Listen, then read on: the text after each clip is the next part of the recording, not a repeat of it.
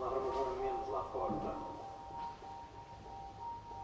Nunca precisei de frequentar curandeiros da alma para saber como são vastos os campos do colorido. Agora, estou sentado no jardim, estou cansado. Setembro foi mês de venenosas claridades. Mas esta noite, para minha alegria, a terra vai arder.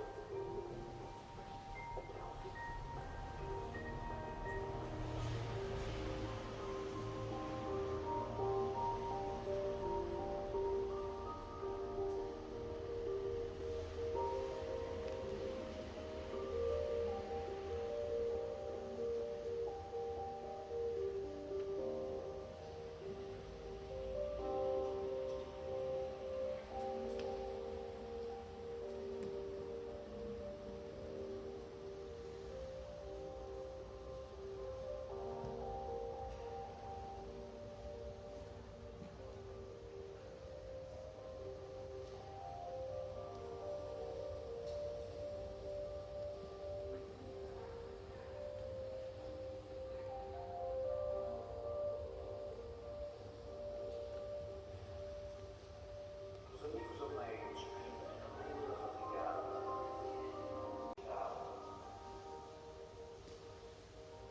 era pouco,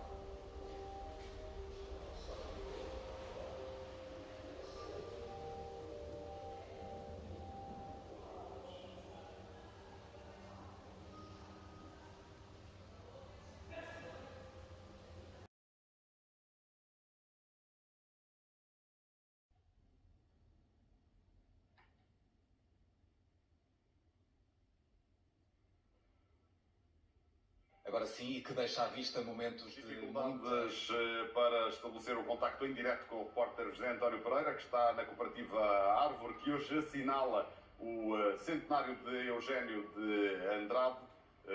Vamos tentar retomar o contacto com o repórter da RTP. Boa tarde, uma vez mais, José António. Há uma tertúlia do centenário agendada para a tarde de hoje. Precisamente, e nestas paredes estão à vista os momentos de intimidade partilhados por outros artistas da cidade do Porto. Aqui, por exemplo, 3 fotografias tiradas por Graça Martins, artista plástica. Foi na viragem dos anos 70 para os anos 80. E que Eugénio é que se revelam nestas imagens? Nestas imagens revelam-se um Eugénio sem pose, sem atitude narcísica, completamente desprendido, verdadeiro, íntimo, perfeitamente relaxado. Era fácil consegui-lo assim? Eu consegui, agora se os outros conseguem ou não sei, mas eu tive essa capacidade de o conseguir apanhar numa posição desprendida e fiquei feliz com isso. Foi de resto nesta cooperativa Árvore que o corpo de Eugénio de Andrade foi velado em 2005. Estes 3 desenhos, feitos por José Rodrigues, foram feitos aqui, nesta mesma sala, onde acontecia esse momento de despedida, foram depois amarrotados e deitados fora. É sinal de que o tempo, neste caso, não tem fim. O que interessou na altura foi a atitude emocional do José Rodrigues, completamente chocado, porque teve uma relação muito próxima com o Eugénio, fez imensas ilustrações para livros dele e, portanto, numa atitude de dar a volta ao seu coração, ele fazia de imediato os desenhos e o momento terminou e ele deitou fora os desenhos. Alguém pegou neles e estão neste momento aqui para todos podermos ter o privilégio de os observar. As memórias nesta exposição, a poesia sem Eugénio, que pode ser vista aqui na Cooperativa Árvore até ao final de janeiro. José António Pereira, repórter da RTP, em direto da Cooperativa Árvore, que hoje assinala o início das comemorações do centenário de Eugénio de Andrade.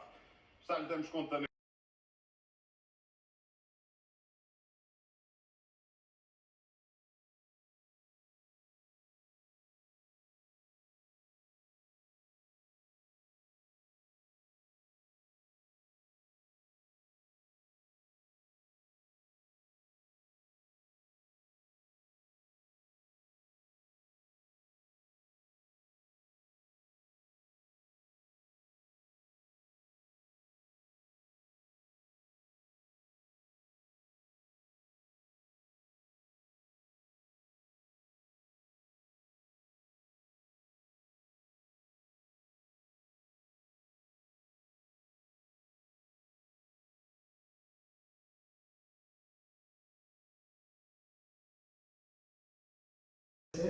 basta equacionar essa possibilidade, mas para referir o quê? A Árvore foi fundada em 63. Fará este ano, fará no dia 2 de abril, que foi a data da escritura, 60 anos. O Eugénio faria agora 100. Portanto, o Eugénio tinha 40 anos quando a Árvore foi fundada. E esses 40 anos de idade do Eugénio, para mim, tem uma... O Ângelo de Sousa tinha 25. O Armando Alves tinha 28. E o Jorge Pinheiro, com quem eu tive o prazer de conversar ontem ao telefone, e lembrei disso também, ele achou piada. A mim sempre chamaram velhinho, dizia ele, porque ele tinha 31. Isto serve para quê? Para dizer que, sendo o Eugénio um homem já maduro do ponto de vista da sua intelectualidade, da sua formação artística até, e o modo como o Zé Rodrigues me dizia a mim, com que ele lidou com esta malta, que estava a meter-se numa aventura também como é esta, da Árvore, e portanto daí eu considerar a importância que o Eugénio tem também através destes nomes e muitos outros, muitos mais nomes naturalmente, teve na formação desta casa.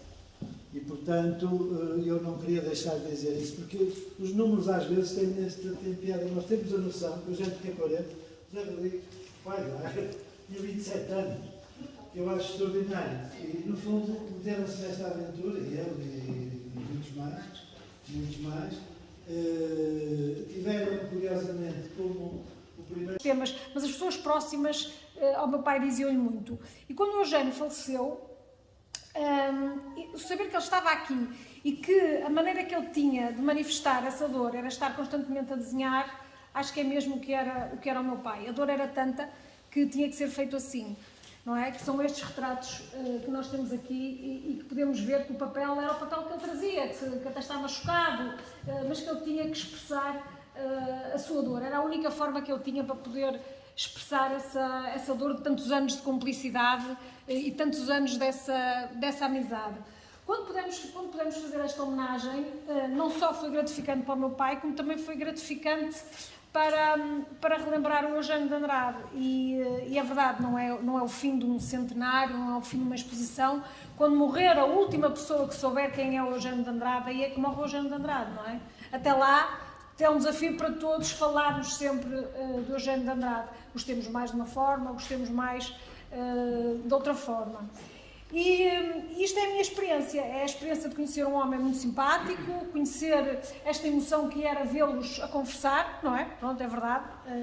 Vê-los a preparar projetos também, se havia uma nova ilustração de um livro, a preparar os projetos, o meu pai a levar pastas com desenhos para também mostrar, tudo isso era assim algo enriquecedor e que me fazia brilhar. Pronto, também é verdade, sou uma privilegiada, vivi sempre com essas vivências.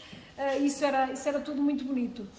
E acerca dos amigos, e porque estou nesta casa, porque estou sentada neste sítio, e que me emociona bastante, há uma coisa que eu gostava de dizer. Há um dia que eu digo ao meu pai: pai, tu estás na fundação e tu não fazes uma inauguração?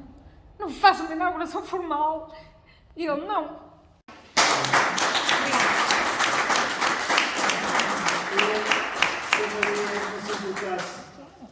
Já agora, porque não sou eu propriamente, embora eu tenha vivido esses tempos todos, eu estou aqui em representação da Cooperativa Arvor. E em relação ao que ouvimos agora, eu julgo que quem conheceu José Rodrigues sabe que isto é possível. Sabe que isto é possível. Mas eu também queria dizer uma coisa. Eu estava cá quando... Não estava cá com alguma responsabilidade quando começou o projeto do Convento de Sampaio, isso é anterior à minha presença aqui, mas assisti ao crescimento daquilo também. Ainda me lembro que ele ainda estava muito no princípio. Mas, portanto, acompanhei tudo o que era feito lá em cima também. Fiz várias visitas. Curiosamente, o José Rodrigues nunca dizia: não venhas amanhã porque pode estar. Para ele era sempre, quem quisesse aparecer, aparecia, para ele era sempre bom. E já estive mais presente quando se dá início ao projeto da fábrica social, da fundação.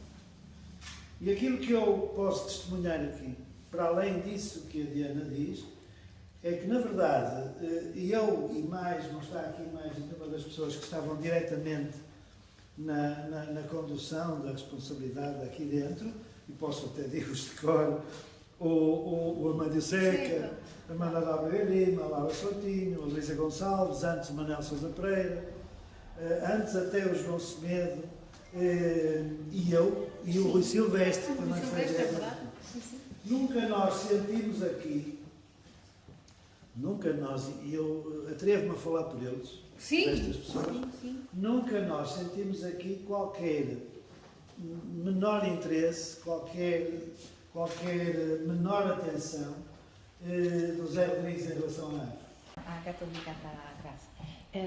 Muito boa tarde a todos, para mim é um prazer, uma honra imensa estar nesta casa. Queria agradecer ao presidente do Conselho Geral, o artista plástico José Emílio e amigo, e ao seu diretor Nuno Ginho, poeta também, por isso arte e poesia unem-se nessa casa, e agradecer pelo centenário do Eugênio de Andrade e pelo feliz título A Poesia Sento Eugênio. E para todos os artistas que estão aqui representados entre a geração de Eugênio e uma geração intermédia, bem interpretada do retrato de José Emílio, e a nova geração. São três gerações que se confrontam, não é? No início do século XX, geração do meio e jovem artistas. Mas, e por isso o felicito, também reencontramos ecos da homenagem a José Rodrigues e Eugênio de Andrade na fábrica, lá ao fundo. É um encontro feliz porque reencontro Graça e Ágata com que começamos um projeto que é um projeto de amizade e que depois fica a ser um projeto de amizade artística e poética, e por isso é um enorme prazer e honra. Eu acho, entre vocês todos, que fui a última pessoa a conhecer Eugênio de Andrade, porque eu conheço Eugênio de Andrade em 2001, já muito tarde respeito a vocês todos. Mas relembrando esse lugar que para mim era um lugar fundacional das artes contemporâneas em Portugal, era a Cooperativa Árvore. Eu cheguei da Itália com a noção que a Cooperativa Árvore era a cooperativa onde a arte acontecia, ed era cooperativa, por isso de uma dimensão democrática, como aqui foi apresentada, não é? E intergeracional. Eu, quando entrei pela primeira vez, estava José Rodrigues como responsável da fundação. Eu respirei a liberdade artística, a liberdade das formas, e foi uma experiência única para mim, não é? Não era arte de museu, embora fosse arte de museu, porque os artistas aqui representados são os grandes, não é? Que fizeram a história do século XX e continuam a fazer a história do século XXI. Mas a minha relação depois ficou uma relação muito emotiva, emocional, porque aqui cheguei acompanhada da Isabel de Sá e da Graça Martins para o velório de Eugênio de Andrade. Que Eugênio de Andrade, a última vez que eu vi, foi aqui. E lembro-me, e vou contar a emoção, lembro-me de José Rodrigues fazer esses desenhos que representam um pouco todo o retrato e toda a relação de amizade que Eugênio construiu com o mundo português e estrangeiro. Lembro-me o ato democrático de difusão e de generosidade dos amigos, porque ele fez esses retratos, mas depois foi aos escritórios, fotocopiou os 3 retratos até acabar o papel da fotocopiadora. Vocês se lembram, quem estava lá se lembram, e distribuiu os retratos, distribuiu as imagens.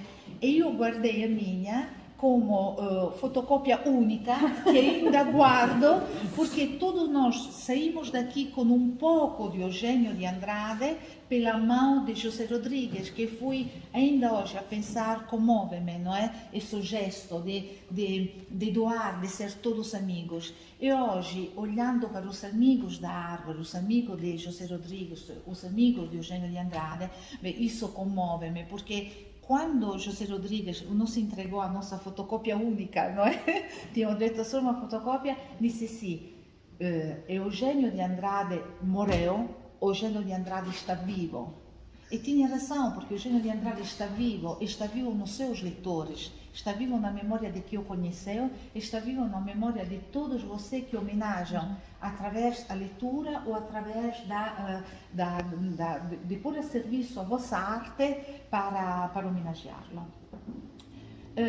A minha relação pessoal com Eugênio de Andrade começa 4 anos antes, quando eu estava a preparar o meu doutoramento em Genebra, in una grande universidade specialista in critica genetica e critica textual, ou seja, trabalho dos manuscritos, ou ocupar-se de um aspecto que Paul Valéry dizia muito bem, e toda a gente sabe o francês, por isso vou tentar de citar, se me lembro bem. L'écriture n'a jamais vu la pensée, ou seja, entre o ato criativo e o texto impresso nei varietur há tutta una serie di probabilidade de variantes, como na pintura. Eu depois apliquei também na pintura de Francisco Laranjo, que fui sócio e que infelizmente não está entre nós. Qual é a evolução da dimensão artística, em sentido geral, do momento que o artista pensa ao momento que a obra è produzida.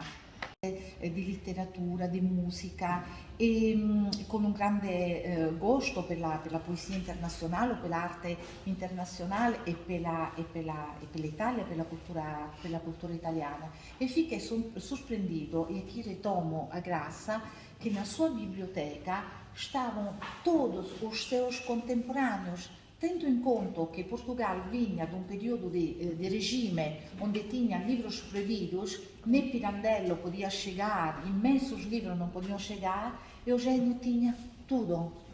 Eu me lembro de Montale a Pasolini, primeiras edições, datada da época, como conseguiu, não sei, era um grande, digamos, referência cultural, posso imaginar, para a sociedade portuguesa e portuense.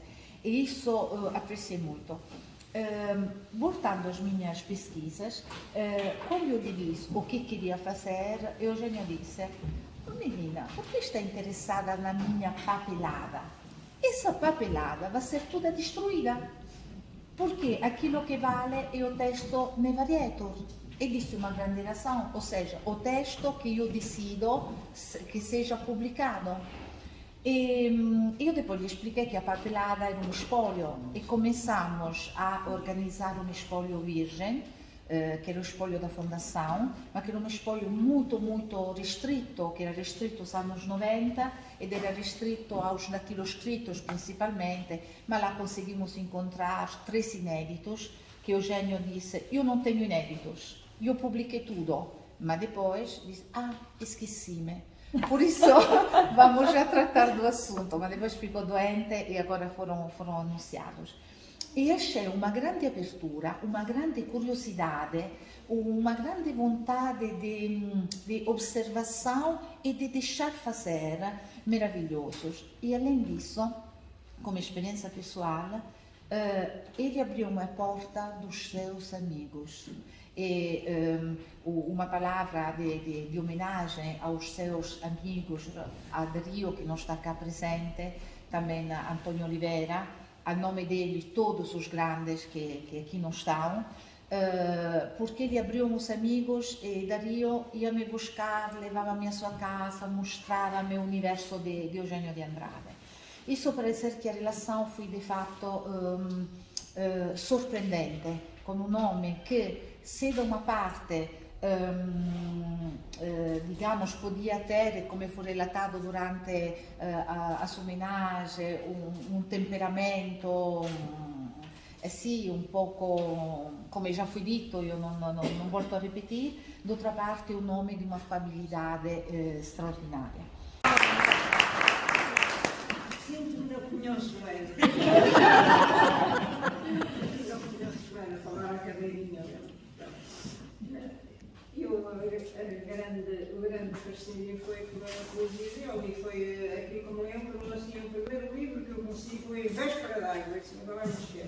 Mas eu não tenho memória para saber, tenho imensa pena, não sei versos de cor, não sei poemas, não trazi o livro, devia trazer.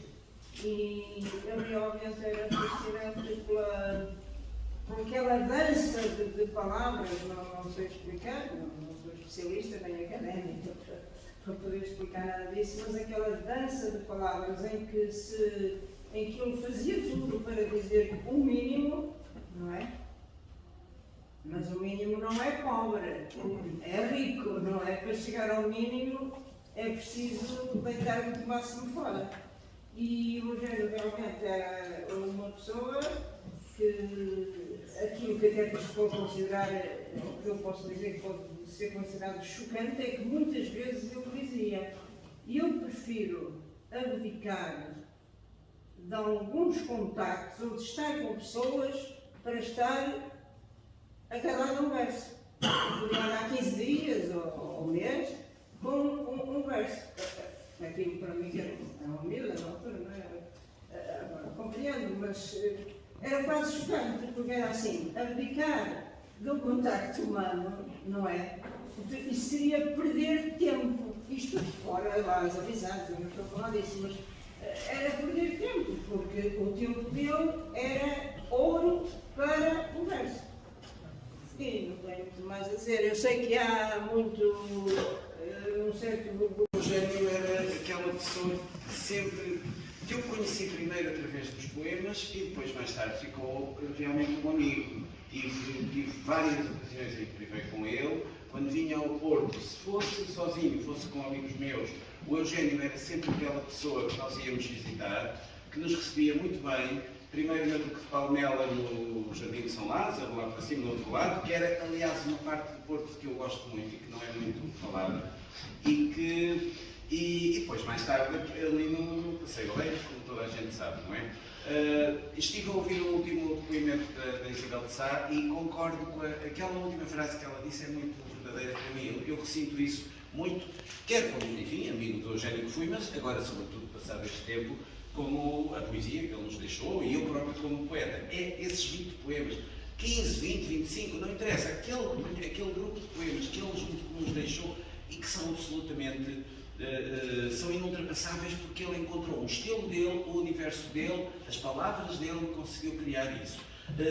Mais ainda, e depois do que foi dito há pouco, também sinto que o Eugénio cai pela Maria, agora mesmo disseste isso, dele ser o poeta disto ou o poeta daquilo, eu penso que nós temos tendência a rotular muito os autores em geral e os poetas em particular. E então, às vezes para efeitos de ensino, ou seja o que for, temos muito aquele clichê, aquele estereótipo de ver o Miguel Torga tem que ser poeta telúrico, toda a gente diz que é telúrico. Depois, a Sofia de Melbrenha tem que ser as Ilhas Gregas e o Mediterrâneo. O Eugénio tem que ser um determinado tipo de paisagem. E ele próprio, quando estávamos com ele, e sobretudo já numa fase mais avançada da idade, ele rebelava-se contra isso, porque ele tem poemas absolutamente magníficos, de uma melancolia, de uma tristeza, de uma apreciação do tempo, até das coisas, enfim, mais vis, do ser humano e tudo isso, que não têm a ver com aquela imagem solar que nós fizemos ou que fazíamos do Eugénio. Isto para dizer que às vezes o meu Eugénio, aquele Eugénio cujos poemas eu às vezes vou buscar, são poemas menos conhecidos, mas de uma nostalgia, de uma capacidade de observação, sobretudo hoje, por exemplo, estas tardes, da luz, da capacidade, que não é exatamente só o esplendor. Não é exatamente, eu não vejo o Eugénio apenas